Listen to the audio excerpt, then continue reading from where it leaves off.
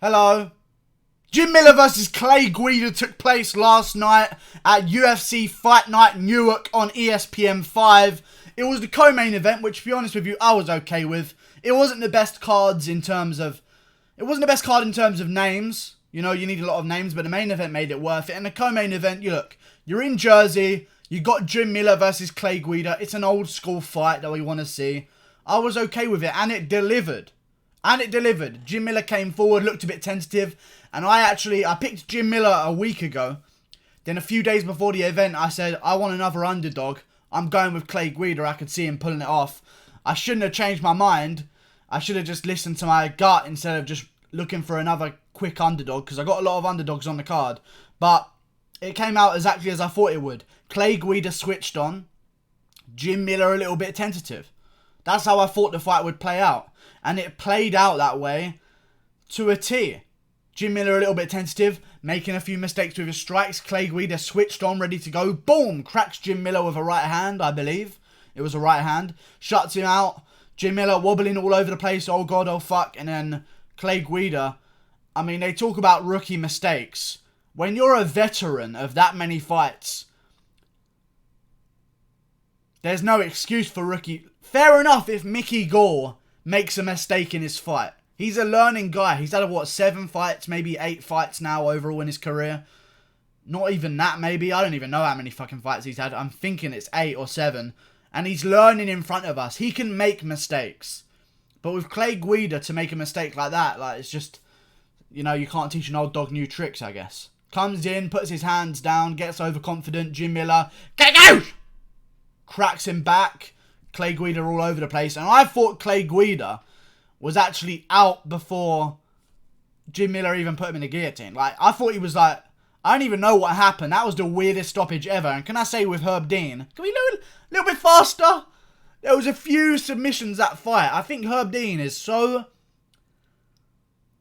people know Herb Dean now for the Ben Askren incident. So he'll check the hand once and he'll be like, alright, we're just going to give him 5 minutes. See if he really is out. He's being a little bit too safe. There is some... we don't care if you make a mistake. Just don't let no one die. You know what I mean? There was a few fights that night where Herb Dean was a bit let's get in there a bit faster, Herb. No one's going to hate you. They are going to hate you if someone dies. You know what I mean? He was just he tested the arm. It didn't move, didn't give anything back. That's when you call a fight.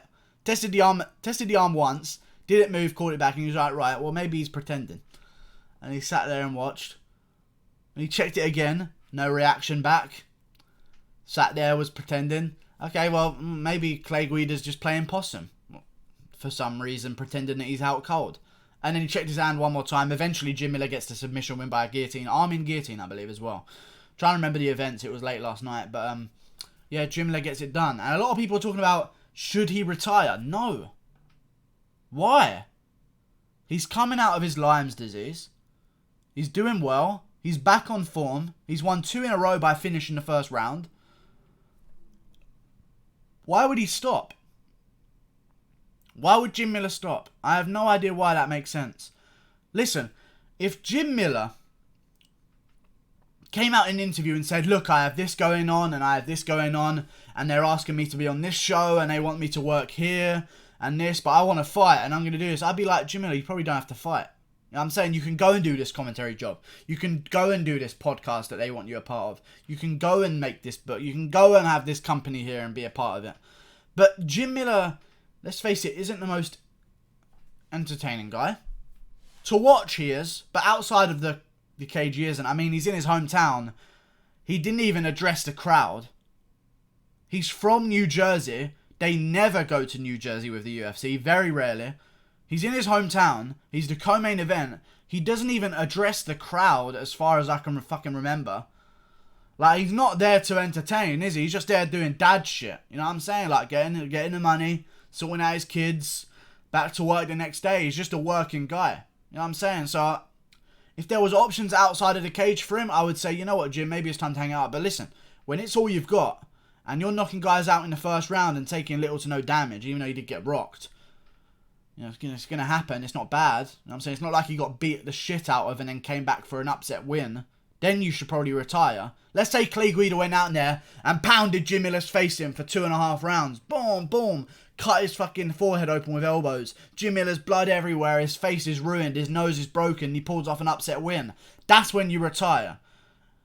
Fighters will not retire after a first round dominant finish. They just won't. It's too perfect for them. You know what I'm saying? Right now in their mind, in Jim Miller's mind, he's going, I could do that again. I'll do it again and I'll retire then. That's what he's doing right now. Okay? They're waiting for the perfect scenario.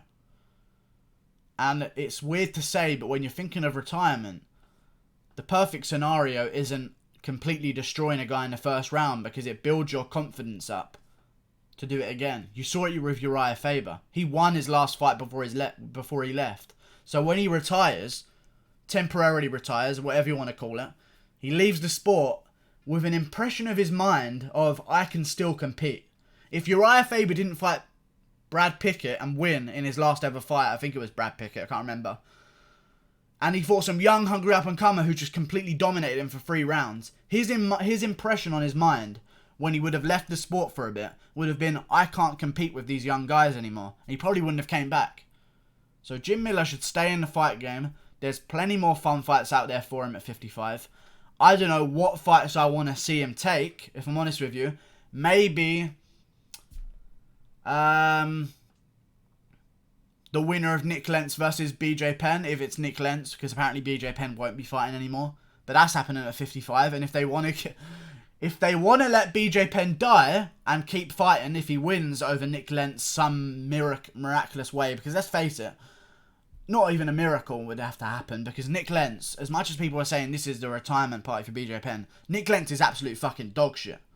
So it's very likely he could lose that fight. It's not like he's not going to be the underdog, but he's not like a massive heavy favourite. You know what I'm saying? So yeah, I'm looking forward to this. Jim Miller needs to go on, take another fight. I'm down. I like watching him fight. He's entertaining. Let's make it happen. Don't give him Dan Hooker, because he'll die. Like and subscribe. Click that button there. It's actually right there. I keep going here. It's actually a little bit further. Right there. Oh, you like that, didn't you? Yeah, click that one there. Goodbye.